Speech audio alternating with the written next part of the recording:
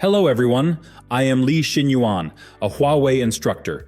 Today we will discuss the HCIA WLAN V3.0 lab manual.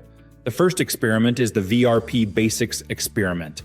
In this experiment, I will explain some basic operations of VRP to help everyone become familiar with Huawei's command line.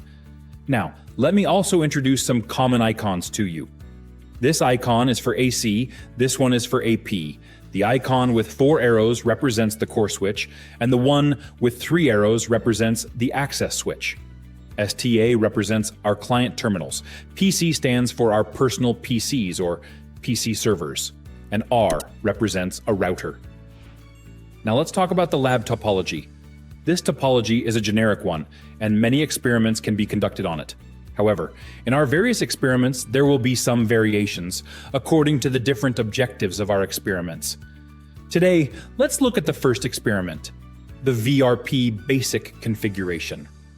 Following the tutorial in the experiment guide, let's look at the configuration steps together. Here we are logging into a real machine to perform the experiment. This device is an AC, which is our WLAN controller. And this S1 is one of our switches. In this experiment, we first learn how to enable communication between the AC and the switch. First, if we want these two devices to communicate with each other, we need to know how they are connected. We can use the command display LLDP. Display LLDP neighbor brief. With this command, we can see that the port GE004 is connected to our AC, which is this AC device. Then on the AC, we can also see which port connects to our switch. Display LLDP neighbor brief. Here, our GE001 is connected to our switch. Now, we know how these two devices are physically connected. Next, let's look at how to configure them. The first step is to configure our device name. Use System View to enter our configuration view. Then use the System Name command. Now, using this S1 device as an example, now we can see here is a square bracket, indicating that we are currently in the configuration view. If we use Quit, the bracket turns into angle brackets, indicating we are back to the regular user view. Next, we use System View to enter the System View, which is our configuration view, to proceed with the configurations. We type SYS, add an N, and press Tab to autocomplete the full command. If we want, we can rename this device to SW1, then hit Enter. We can see that the device is now named SW1. We still need to revert the device name because this environment has already been configured. It's best not to randomly change the parameters that have already been defined. We change the name back. Here, we can directly copy the original name back. The name is changed back, and that's the first step. And if we want to change the name of the AC, we can also do that directly. Next step, we know if two devices want to communicate. We need to configure IP addresses on the devices. In our experiment, we configure the VLAN interface, which is a virtual interface. Let's look at how the virtual interface communicates through the physical interface. Previously, we knew we have two physical interfaces, GE001 and GE004, that are interconnected. Now, let's look at the configurations under these two interfaces.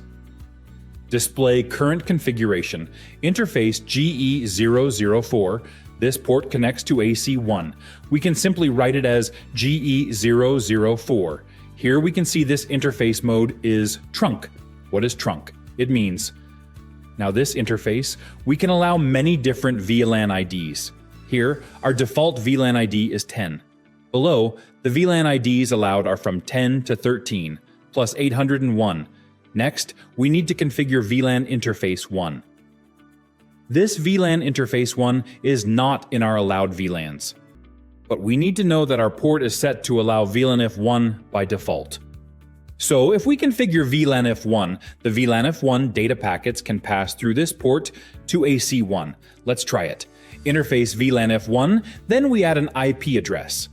IP address 192.168.1.1 with a 24-bit mask. Then we type a question mark to ask, here we have correct CR. which means this command is correct. Press enter. Now it shows that the VLAN F1 port has entered the UP state. Here, if we want to view the current configuration, we can enter display this in this interface, abbreviated as DS this.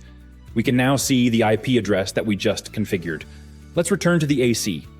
Then we enter the port we want, interface G001. We can see this port's configuration is the same as the G004 on the switch. Now, we configure an IP address for VLAN IF1 on the device, 192.168.1.2 with a 24-bit mask. Now the IP address is set. We can now try if these two devices can communicate. We directly ping again.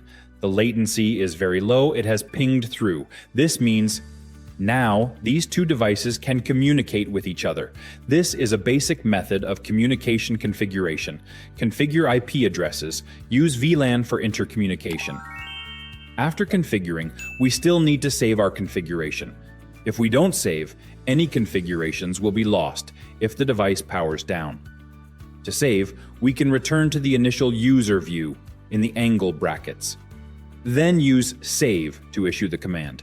Here it will ask us, the current configuration will be written to our device.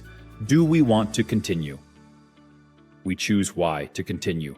Then it tells us saving, please wait. Finally, it gives us a prompt. The configuration file will take effect after being activated. This means our configuration has been saved successfully. It also prompts above, saved successfully. Similarly, we perform the same operations on this device. Saved successfully. Now, the configuration on our device has been successfully saved.